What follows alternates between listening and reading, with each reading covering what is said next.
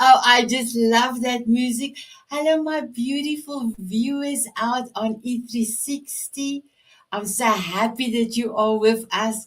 Hello, my beautiful ladies and gentlemen, and particularly to the most beautiful ladies on the Diamond Beauty Forever group. And all of my guests are beautiful ladies from the Diamond Beauty group. And hello, my beautiful gentlemen from the Tanzanite Hero group. And I just want to say, Rick, my songbird, is also from the Tanzanite Heroes. So, my beautiful viewers, I talked about Sunday about dreams. So today our theme is still continuing about dreams, and I did beautiful posts on dreamings and dreams that I put into posted into two groups. But what if I can give you the word dream? What does it mean for you? Our title today is Visionary Ventures. And do you know, you can close your eyes, you can use your senses. I mean, see in your mind's eye a rainbow. You can see in your mind's eye the end of the rainbow. You can see in your mind's eye the pot of gold on the end of the rainbow. But you can hear birds, you can hear the wind that is around the spot of gold. And then you can smell. So, my favorite smell is oranges. I just love it when you open that skin and it bursts and you smell that. So, why not have a few oranges that was cut next to the pot of gold and you smell it? And then now you're going to taste it. So you taste. So my favorite taste is also orange. And you can taste it. And then you are standing, you're seeing, you're hearing, and you use all your senses to dream of a big project, or you dream something that you want to do. So for me, June 25th, 2023, I was sitting next to a river, crying my eyes out because my book didn't go the way it had go, and I wanted 2 years to do the book. And that day, God gave me a vision in 2 minutes that my book will be. Let me just get my book. I'm so sorry, I didn't know I'm gonna do it. My book will be out. So my book is out. My book came out in April, but he gave me a compilation book that I needed to do, Soul of a Diamond.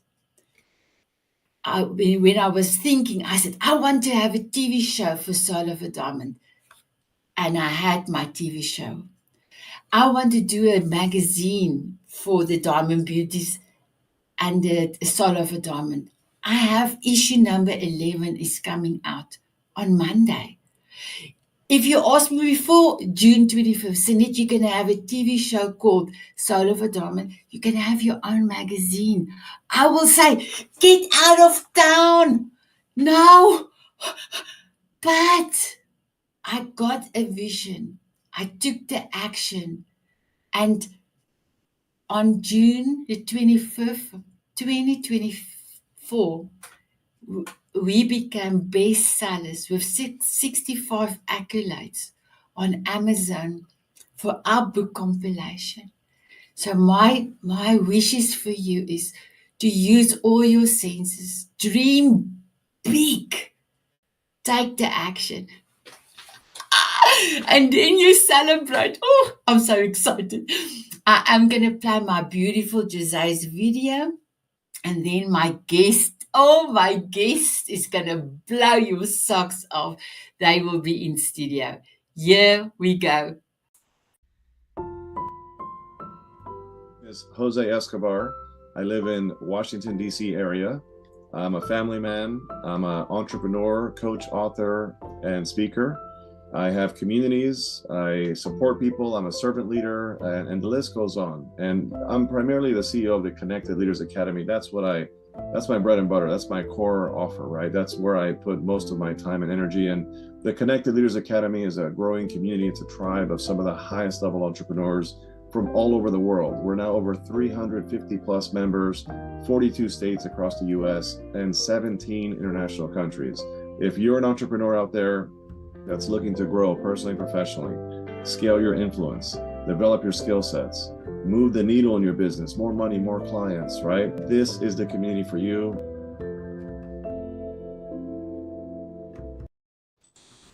Oh, wow.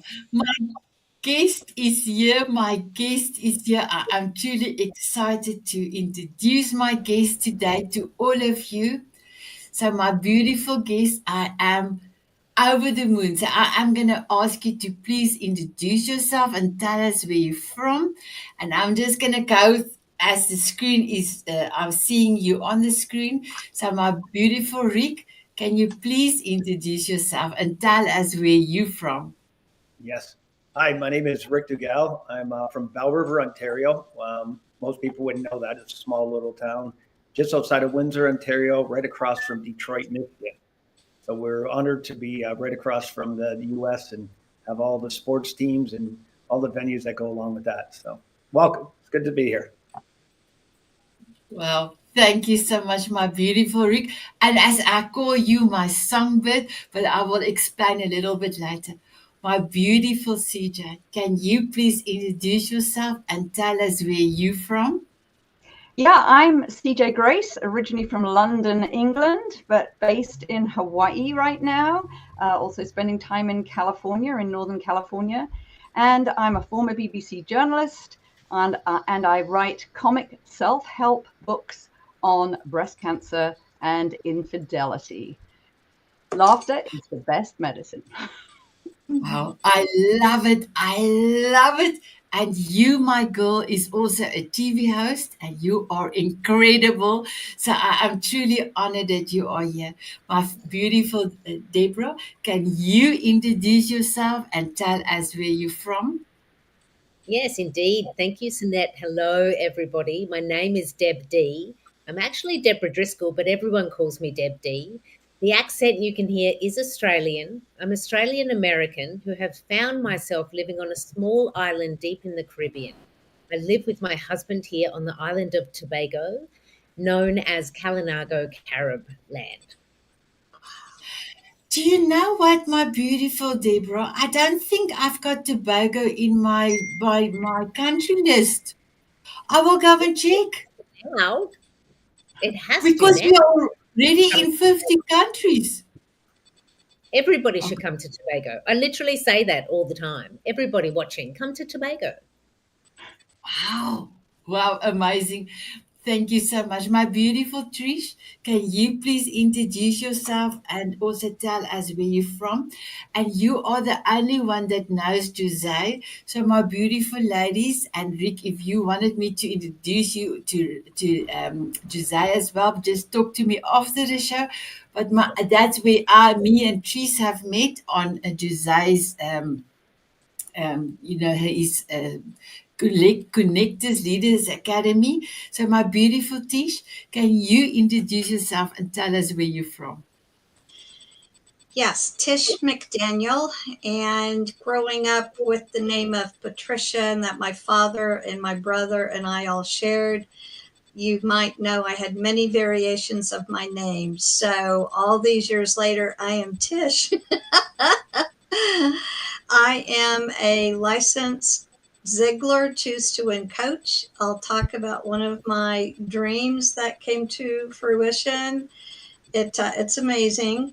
And I am an award-winning photographer, author, HR strategist. I tell everyone I'm a swim coach. I am a process improvement. I love to draw swim lanes. So when I tell them I'm a swim coach, it's they look at me like, what? Wow.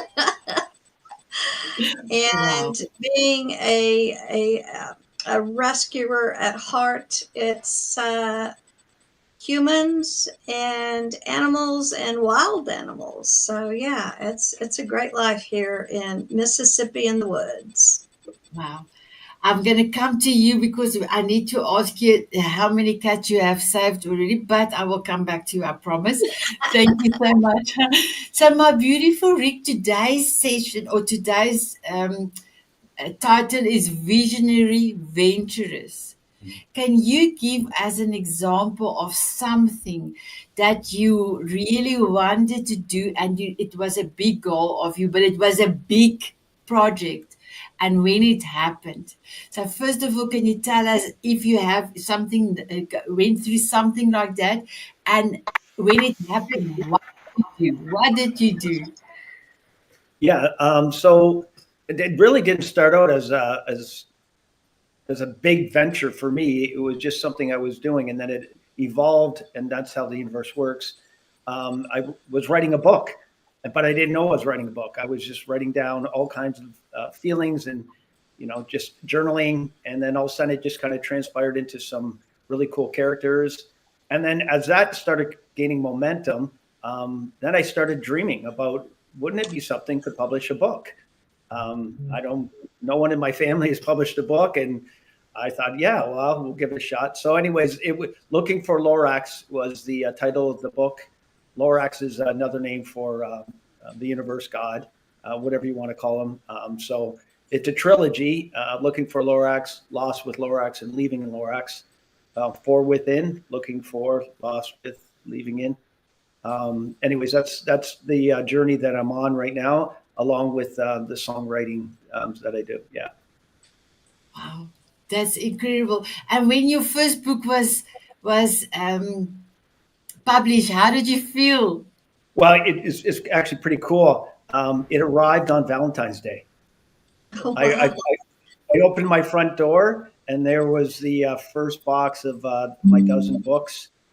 And it was amazing. And I'm thinking, God, he really has a great sense of humor. Yeah, and I love him, and I know he loves me. So that was pretty cool. That was a great Valentine's present. Wow, that's amazing. My beautiful CJ, the same question for you. Yeah, well, what I found was that adversity was a catalyst to becoming better than I was before. I had to deal with a second bout of breast cancer and a splintering marriage at the same time, because my ex-husband had traded me in for a younger model. She wasn't a model, but she was younger.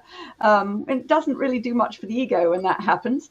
And so I actually came out of that by writing. And my first book was born from that, Adulterer's Wife, How to Thrive Whether You Stay or Not. Because that is a difficult decision. I think had my husband not wanted to stay with this lady, had he been willing to give her up, we would have still been married. I would have been willing to stay with him, and it would have been a mistake, actually. But I wanted to sort of write a book about my experiences and about the experiences of a lot of people. I interviewed a lot of people. I was a BBC journalist. I was good at doing all that research. I was sort of pretty anal about that.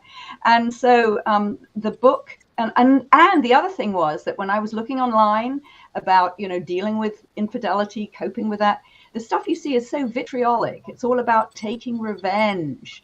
And I knew that wasn't what I wanted to do. Instead of putting all that energy into revenge strategies, why not put that energy into making your life better than it was before, with or without a partner, because my aim was to become complete with or without a partner. And that's the stage I got to.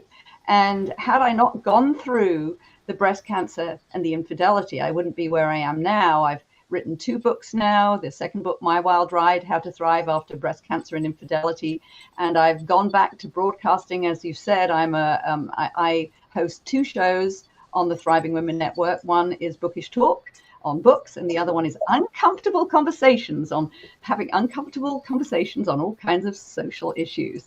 Because if you don't have those conversations, things just fester and never get better. So I have to say that I didn't even think that what would happen actually happened. I didn't have a vision as grand in a way as what came out. But I think what you have to do is whatever life gives you, use it as a catalyst to become the best you, to have the life you want, to go for it, to get what you want. Because having had cancer twice as a 2-time breast cancer survivor, life is short. If not now, when?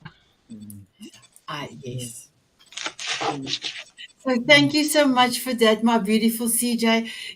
When you were talking about revenge, I must just tell you, um, I know of a certain person. I didn't speak to her for many years, but I used to work with her. But her sister went also through this revenge that she have plotted all this thing because she also got breast cancer and she had lost both of her breasts and he left her for a younger woman.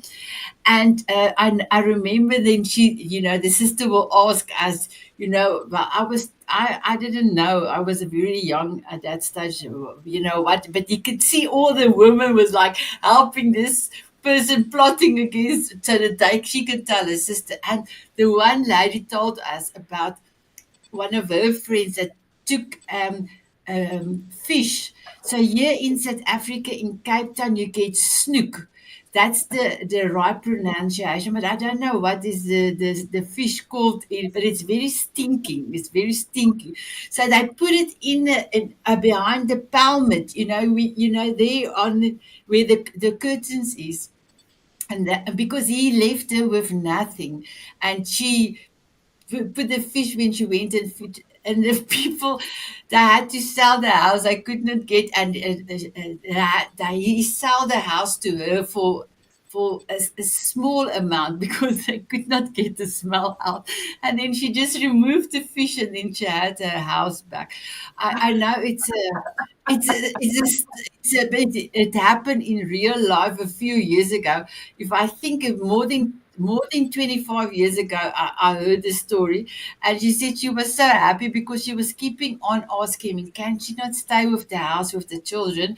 But the new, well, not wife yet, wanted the house, and then she put the fish there, and there on the top. Nobody knew the fish was there, and I could not get the smell out. And she got the house for almost next to nothing, and her and the kids stayed in the house forever. So I don't know why I just was thinking of that story, but thank you so much. I will be coming back to you, my beautiful Deborah, and for you, my beautiful one. Well, I'm in the business of dreams. It's literally my job. So I'm an author, spiritual teacher, and an energy guide. And like Rick and CJ, I've also published a book, and I'm working on my second book. Like, I've got the book bug for sure. But in terms of dreams, for me personally, some of the dreams that have come true that I've worked towards, I didn't even realize that they were further down the road for me. Like, similar to what CJ was bringing forward, I've definitely had the adversity. Like, a lot of my work is supporting people in grief transformation, healing from loss, and alchemizing your heart to expand your path forward. That's definitely my experience. That's what took me from Australia to New York City. But then about year 5 of living in New York City, I remember I was walking down 23rd Street with a really good friend, and I said, I don't think I need to live in the city anymore. And that's just how it started. And then over months, I kept getting these intuitive hits, and it started to kind of like form and play in my mind and my imagination of like, what's possible for me if I don't live in New York City? Because 5 years before that, I'd moved to New York City to build a new life for myself after my son, Sage, had unexpectedly died, and I needed to build a new life. And I'd kind of found myself in the city, but I knew it wasn't my home. I knew it wasn't the destination, but I didn't know where the destination was. So I just started to explore. And then a friend of mine received some funding to do a birthing project, film project in Trinidad and Tobago. And I was really happy for my friend. I was like, congratulations, I'm glad you got the grant, but where's Trinidad and Tobago? Like, I actually didn't know where it was. And then when she shared with me, oh, it's deep in the Caribbean, I was like, oh, I'm going to go visit you there. I've never been to that part of the Caribbean. I'll go visit you there. And I was writing my book at the time. So I was like, I'll have like a self-directed writing retreat. I'll just take a few weeks and I'll hang out in Trinidad. And then a couple of months before I left, I literally had a dream about the dream. So in the dream, I ended up at my riding spot. And my riding spot was a veranda that overlooked a body of water, and there were fishing boats and pelicans. And when I woke up from the dream, it was very vivid. And I don't remember my dreams in that vivid way all the time. So when it happens, I really take notice. So I was like, okay, I've got a picture of my riding spot in Trinidad. So I start Googling that morning, places to stay in Trinidad, and up pops, thanks to Google, some images. And I was like, that looks like my dream. That looks so similar to my dream. So, of course, I click on that link, and it's a guest house with a veranda overlooking the water with the fishing boats. I didn't see the pelicans, but I was sure they were there. So I email them and I say, I'm going to be in Trinidad these days. Have you got space? I would like to stay. And they said, well, we do have space. We would love to welcome you, but we're on the island of Tobago. And I was like, oh, I didn't know I was going to Tobago, but the dream said I am. So I guess I'm going to Tobago.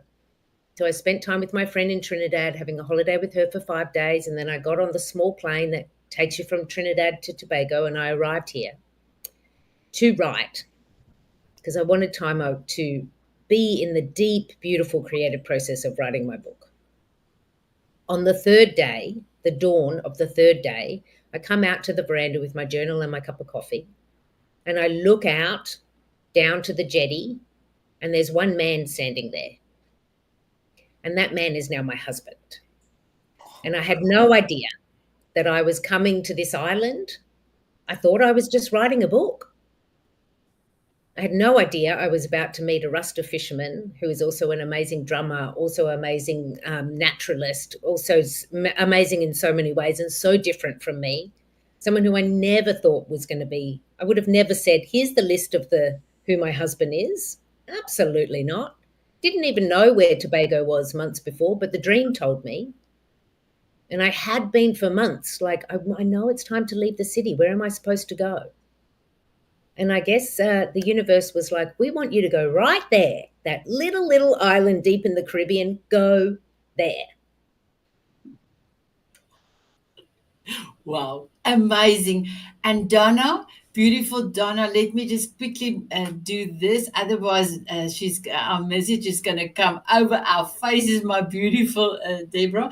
Donna Sparker Matter, she was yesterday on our Soul Diamond Authors Journey. She was the spotlight author, and she's also our dating expert and relationship expert in the Diamond Beauties. And she says, interesting love stories. Oh wow, thank you, my beautiful Dana, for being here. So and Dana said before, let me just bring us back to the way we were. It makes us a little bit bigger.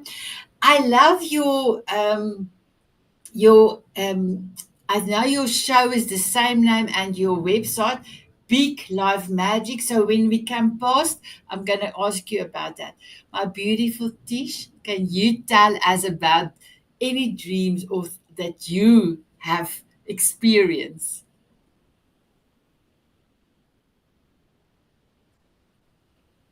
Okay. Taken away.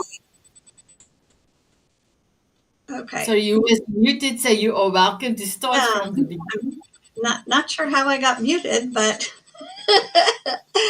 so as a young child, I always thought I was Cinderella, and I would sit in the corner in my own little chair, and I could be whatever I wanted to be. And I would sing that song a lot. I was very much a loner, and so I drew. I'm an artist. And I also just love to sing and dance and just be wild and crazy. And I started following Zig Ziglar when I was young. Zig Ziglar, if you don't know who he is, you need to Google him. He's no longer alive. And I wanted to be part of his organization. Now, at that time, oh gosh, I was, I don't know, 13 years old. And at 10 years old, I had a poem published. And instead of going to sleep and dreaming, I felt that I needed to stay awake and write poetry on my bed sheets. And I have a lazy eye because I would keep one eye closed and then I would use the other eye to write. So at 10 years old, I was a published poet. So I had this just passion, burning desire inside of me to be like Zig Ziglar. I wanted to stand on the mountaintops and preach. And I did get part of that dream, standing on the mountaintops and preaching, by being involved in the opening of the National Civil Rights Museum in Memphis. I was on the opening team and then went on staff and met, some amazing people. And I was able to help my little sister realize her dreams. She's a civil rights attorney. And so she studied a lot of the individuals that were there at the opening. So that was her dream, to be around those that she studied and learned about in the textbooks. And so then fast forward, I go to a Born to Win seminar for that Zig Ziglar was known to offer. And I got to meet him and have pictures with him, and was actually called up on stage. And I was just in heaven. And after he passed away, I thought, oh gosh, there's just no way that I'm going to be part of the Ziglar Corporation. But I have a vision board. So everything on my vision board, I look at, I practice the in the moment with the vision board items. And one day I received an email from the Ziglar Corporation.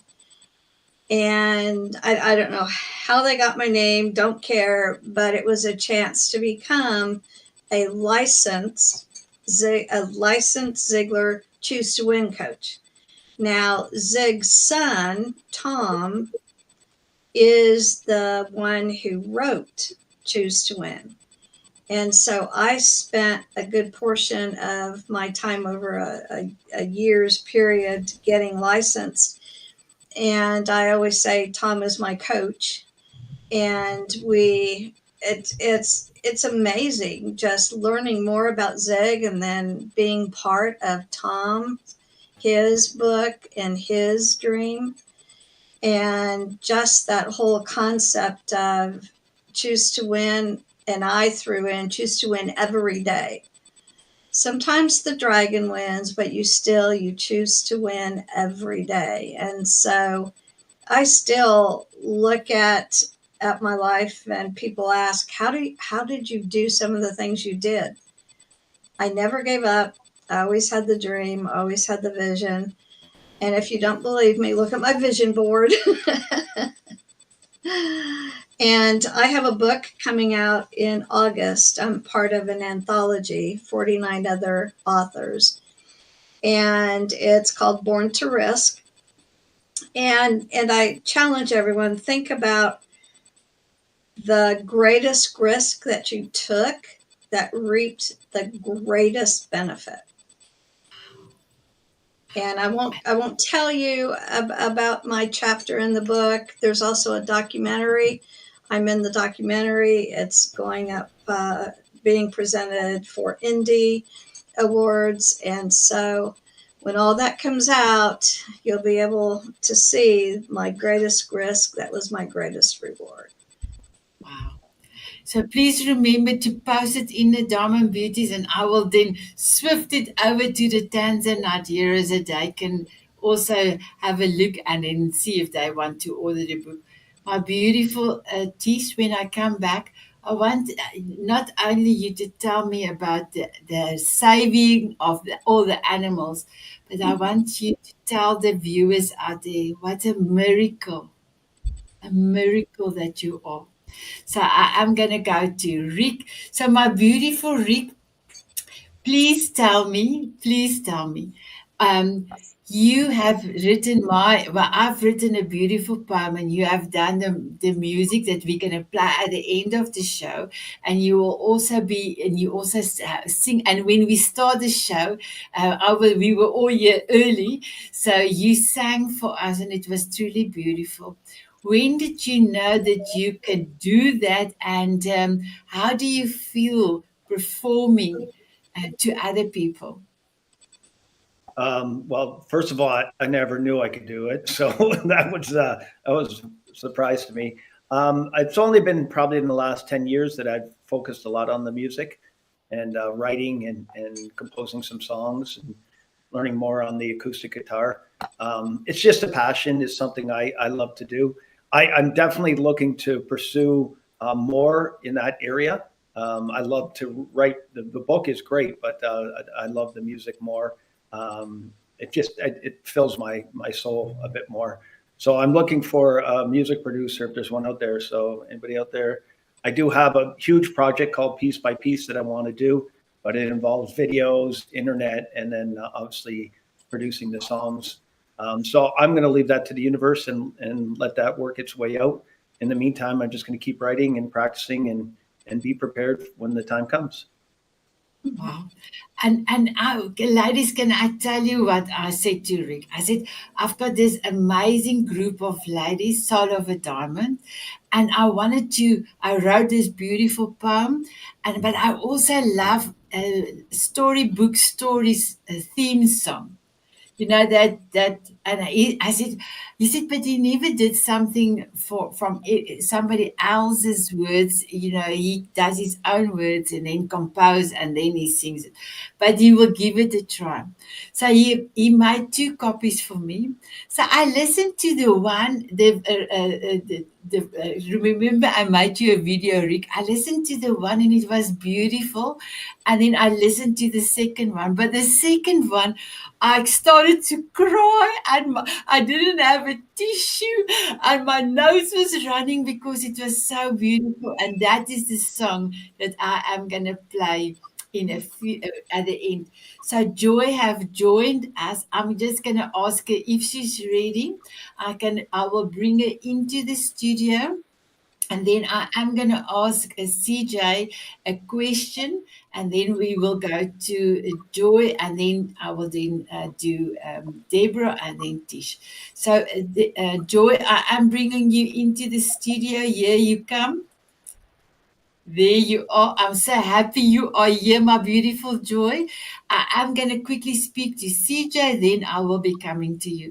My beautiful CJ. You mentioned that you have a show on Thrive Women's platform. Thriving Women Network. Yes. Yes, that's it. But you are talking about difficult.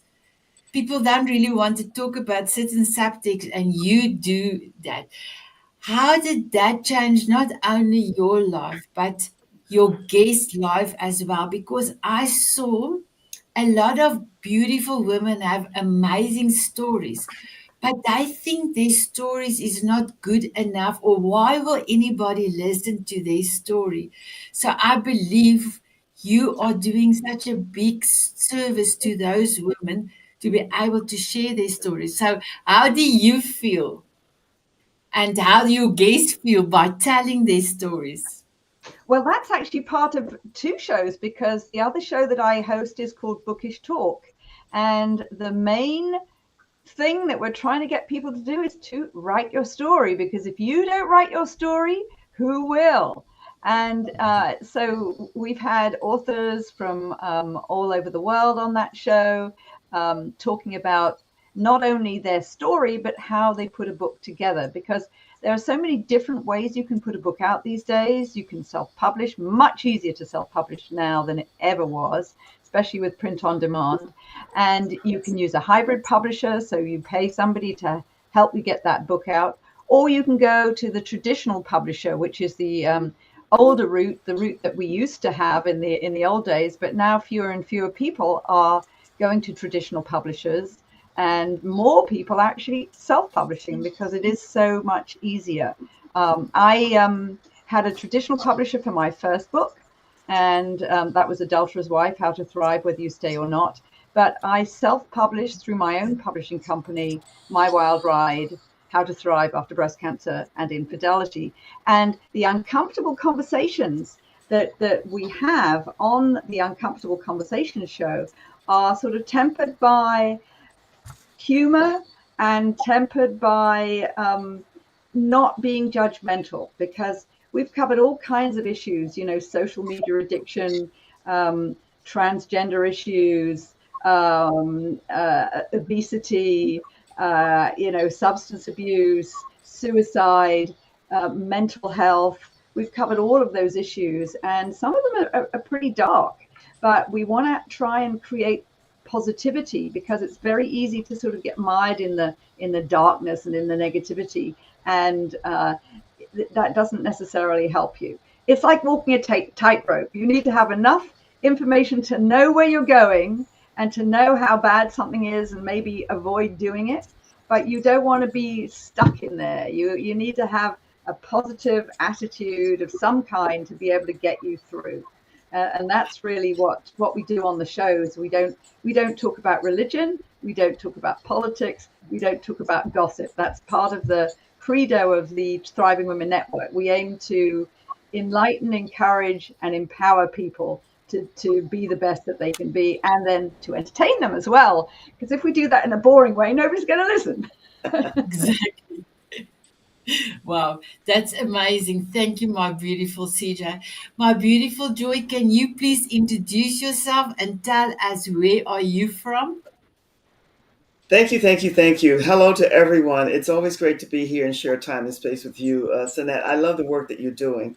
I am Joy Ruffin, and the work that I do is as a leadership and style consultant and a personal development strategist. There's a lot more to that. I'm also an executive producer, TV host, and podcaster. But what I really enjoy most is meeting and connecting with men and women like we're doing here today. I'm here in the Sunshine State, where all happy seniors go. And that's in Florida, in the golfing section of the world. So here I am. Oh, wow. Thank you so much, my beautiful Joy. When I come, I will then speak to Deborah and then to Tish, and then I will come back to you. I would love you to tell us one of your dreams that you didn't know it was a dream, but then it became a big dream and you accomplished that. Thank you so much. So, my beautiful Deborah, can you tell us where is this name, Big Life Magic, is coming from? And please tell us about your show, please. Yes, thank you. So Big Life Magic is the name of my business, and I have a podcast called You Are the Magic. Because it's a part of what I believe is that it's actually you. It's not that the magic is out there or something that you need to attain. Like you had it in your first breath. It's your intuition. It's your first instinct. It's your first pulse. And this is a lot of the work that I do, is just reminding people, you're freaking magical. Let's get busy doing that. That's a lot of the work that I do. But Big Life Magic actually came from my big life loss. So more than 11 years ago now, my beautiful son, Sage Joseph, unexpectedly died 1 month before his 11th birthday. So I woke on the 3rd of April, but my son, Sage, did not. He had died during the night and his spirit took flight. And there was no rhyme or reason. Absolutely no rhyme or reason. He wasn't ill. There was no indications. So my life just flipped upside down, 180 completely. Went from being a single mother to a grieving mother, all within the one heartbeat that didn't beat. And I had at that point already been working in, applied theatre, community development, working as a healer. I'd done a lot of studies. There was a lot of personal development, a lot of spiritual practice. And then when this happened, I was like, I've got a lot of questions. Come on, angels, come on, universe, I've got some questions now. And so I went on a curious journey through my own grief transformation. But the Big Life Magic actually comes from months into the first year after Sage's death. I went away on my own, which I do often and highly recommend everybody. I went away on my own just to like meditate, write, run, scream, like I went away and I didn't know how long I was going to be away for, but I knew I just needed to be away.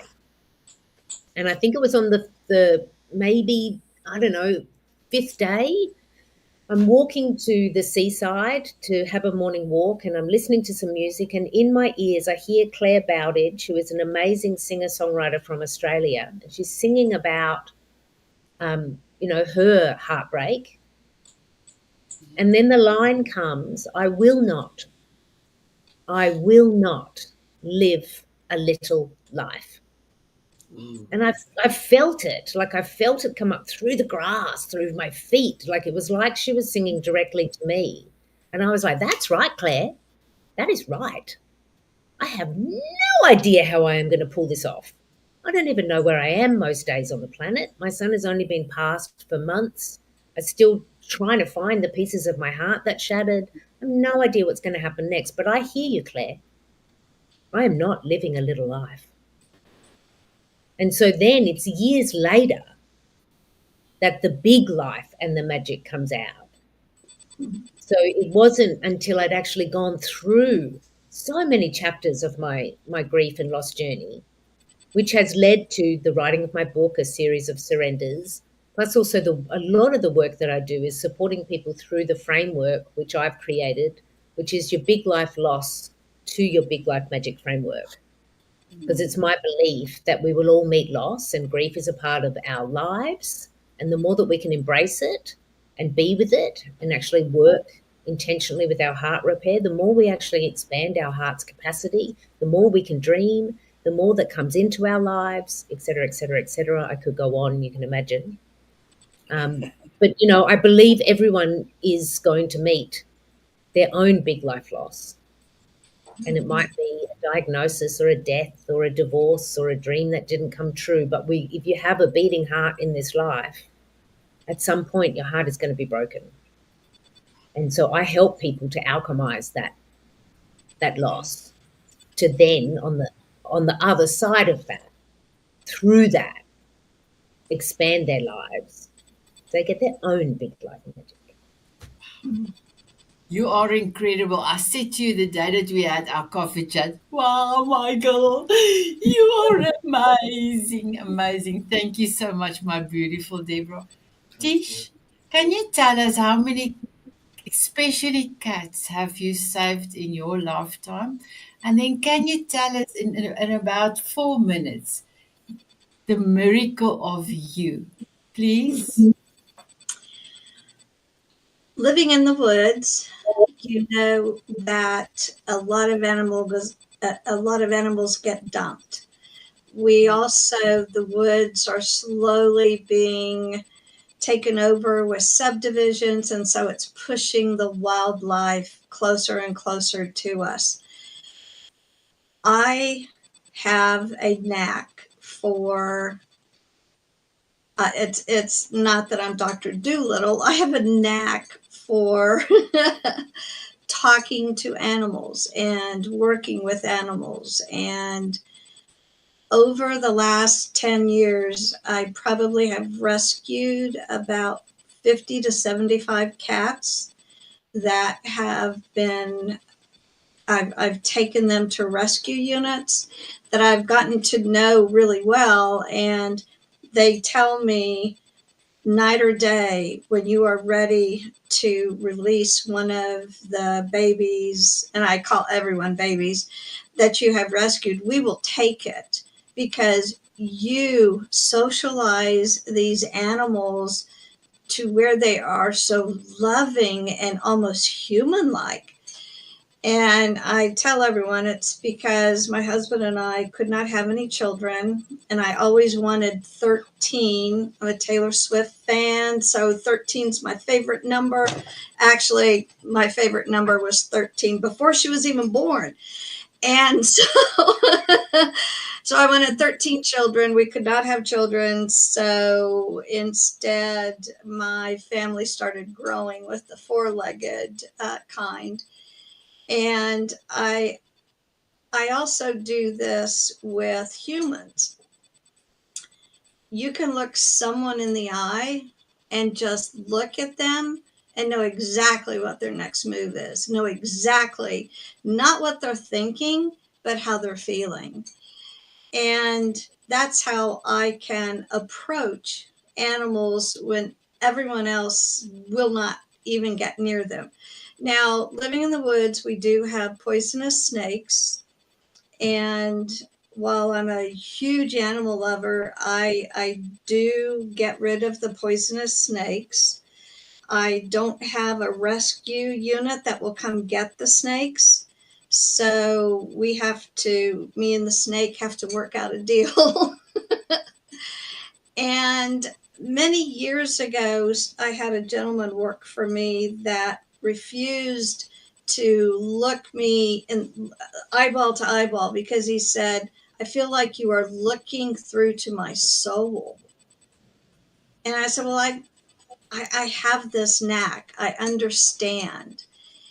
And when you look at the wildlife, we have opossums, we have raccoons. Right now, there are 16 baby raccoons that they're so precious. They go up in the trees, and I call everyone Mamacita. And when I holler, they all come running. And I feed them because the subdivisions around us, I don't want them to kill the raccoons. And so my next dream is to build a sanctuary on our acreage for them, and be the miracle to them that very few people have that opportunity to save wildlife. And for Sanet, you're so precious saying my miracle. I survived a near fatal offset head-on collision and was told I would be in a wheelchair. And I don't want to give too much of the story away because I want you to read about it in my book. But don't just take someone's word that this is the way your life will be. And so I said, and of course you can see the red hair. The red hair took over, and it's like, I'm not gonna do that. And 26 years later, I was able to, on my own, get down on the floor and come back up. It took 26 years. And you look at that and you think, and I always think of the Olympians. My husband's aunt's mother, so I guess cousin, she is an Olympian from the 1940s, I believe it is. She has since passed away. And one interesting thing that she said, that also Dane Blanton, who I met through mutual friends, who's a volleyball gold medalist, he always said, you don't go out to be an Olympian. You go out to do the best that you can. And when you don't make it, and much like all of you have said, you keep trying. That burning desire to do better and better and better every day. Wow. Thank you, my beautiful Tish. I'm so sorry. I have to ask. I need to ask Joy a question. But you did come to the show a few weeks ago, and you did tell us a little snippet of what happened. So, my beautiful guest, I will also show you save her a link to her previous video show so that you can go and find out. But we're gonna go over to Joy. So, my beautiful Joy, can you give us in 3 minutes one of your dreams that you didn't know is going to be a dream, and then it was an amazing dream? And how did you feel after doing and accomplish that amazing dream of yours?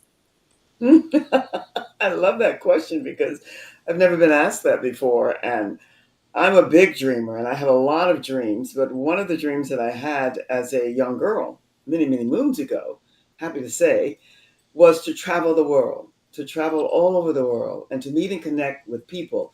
I'm all about diversity and inclusion way before those two words became popular in this time that we're in now. As a young girl, I had my awakening. I didn't even know what it was about, but I knew that I needed to travel and I wanted to travel. So the dream came true because hubby and I, have traveled all over the world. And it has made possible for me the reality of how much we are all the same, even though we show up in all different colorings and shapes and sizes and education and money and all of that. But underneath, I like what Deborah had to say. There's magic in each and every one of us. And the conclusion for me in all of the travels was, as much as we're all think that we're divided and we're separate, we're also united. And that's when, after a while of being retired and living kind of a non-complacent kind of life, I decided, women, more so than ever, I'm very much about the divine feminine.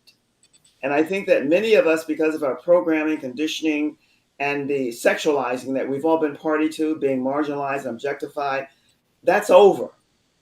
And it's time to, and love men, Rick, have nothing against men. There's no blame, there's no bashing, there's no bashing men or blasting them, because we need true equality and we need you to be with us. But many of us are not aware of our power. So the dream that came true for me was the reality in my mind that all of us, no matter all the differences that we might see, the unity and the togetherness that we all have at our soul level is the same. And I love what the two that I heard, Deborah and Trish, had to say about how they live their lives and the magic. And I also like what Trish had to say, is you can look in someone's eyes and you can see what they're feeling, and you know. So that was one of my many, many dreams. I've had so many, but the reality came to me. That's why what I'm about is a movement for women, because I don't think many of us, no matter what status we are in life, are aware of our power. And we have no reason to be fearful of it if the heart and soul is connected. And I think when Trish works with her animals, she sees that. And Deborah, how she spoke to the magic inside. Once we know that, and the awakening is pure, we are equals in every way. So I don't know if that answers your question, but I have a lot of dreams, but that was one that I really wanted to accomplish. And I traveled all over the world because I had this inkling that we're more united than we feel or think that we are. And that was just a confirmation for me. That is incredible. Thank you so much, my beautiful Joy. So, my beautiful ladies and gentlemen, I don't know if you love the show, but I have goosebumps, and I got two favorite buttons in New York. Giovanna gave me two buttons. So, for my beautiful guests, I'm going to press this one. And then this is my grandson's favorite one, but let me press it. That was easy. So I just want to say, my beautiful viewers on E360 and the Diamond Beauties and Tanzanite Heroes, I hope that you had an amazing show today. I had an amazing show, and we are going to dance out with Rick's voice, and he's composing of my poem. So I cannot wait for the ladies to hear this angelic voice.